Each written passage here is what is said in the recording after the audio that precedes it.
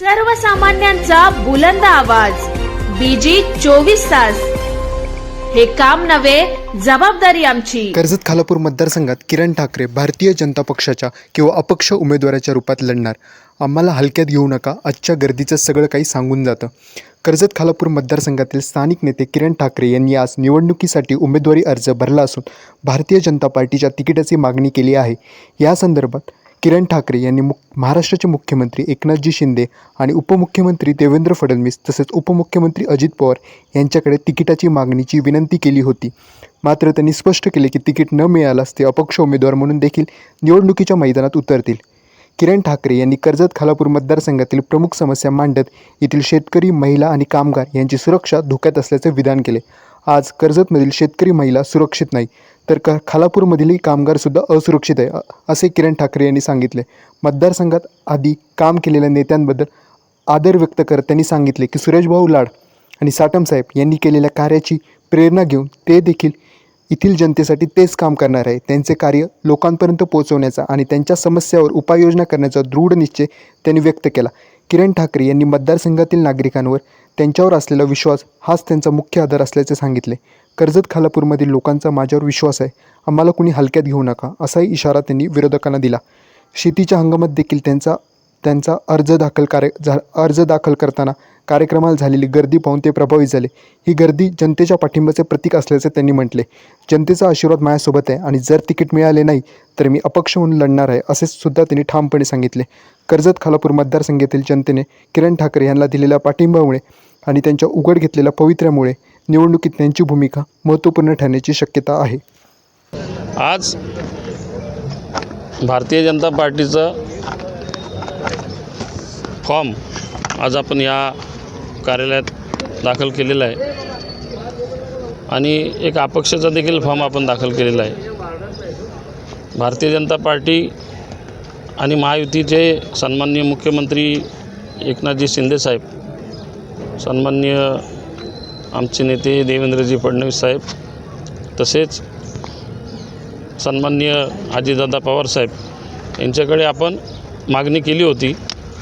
तरी उद्याचा दिवस शिल्लक आहे आणि जर बी फॉर्म दिला तर महायुतीची उमेदवारी आपल्याला लढवायला मिळू शकते.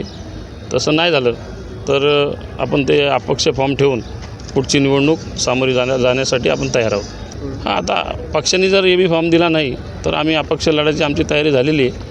आणि तुम्हाला दिसलं असेल आज किती मोठा जल्लोष होता.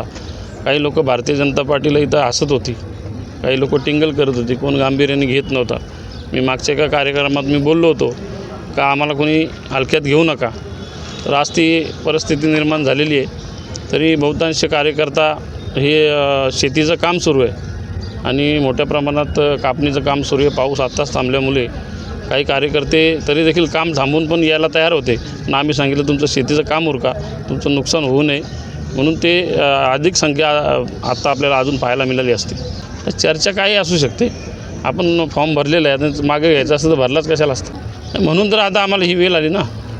आता ही वेळ येण्याचं कारणच ते की लोकसभा त्यांना दिली जाते, नगरपालिका, नगरपंचायती, जिल्हा परिषदा आणि भारतीय जनता पार्टीने फक्त फुकट काम करायचं, ते सत्तेचा सगळा वाटा त्यांनी घ्यायचा आणि त्याच्यामुळं कार्यकर्ता वंचित राहिलेला आहे. आणि भारतीय जनता पार्टी वाढवायची असेल, टिकवायची असेल तर आम्हाला निवडणुका लढल्याशिवाय पर्याय नाही.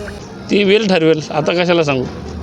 नाही पण इथली परिस्थिती वेगळी आहे. इथं राष्ट्रवादी पक्षाने देखील भले ते राजीनामा दिला त्यांनी, परंतु ते काय राष्ट्रवादी पक्ष काय ते दुसऱ्या पक्षात जाणार किंवा असं काही नाही आहे. त्यांनी देखील ते एक ड्रामा करून फॉर्म भरलेला आहे आणि आम्ही ताकाला जायचं, गाडवे कशाला लपवायचं, आम्ही देखील फॉर्म भरला. आता मगाशी मी भाषणामध्ये बोललो, या कर्जतमध्ये चालली असलेली म्हणजे या मतदारसंघामध्ये शेतकरी सुरक्षित नाही आहे, या मतदारसंघात महिला सुरक्षित नाही आहेत, या मतदारसंघात गुंडगिरी वाढलेली आहे, या मतदारसंघात आपण पाहिले असेल तिकडे खालापूरमध्ये कामगार सुरक्षित नाही आहे, त्यांच्या नोकऱ्या हिणवल्या जात आहेत.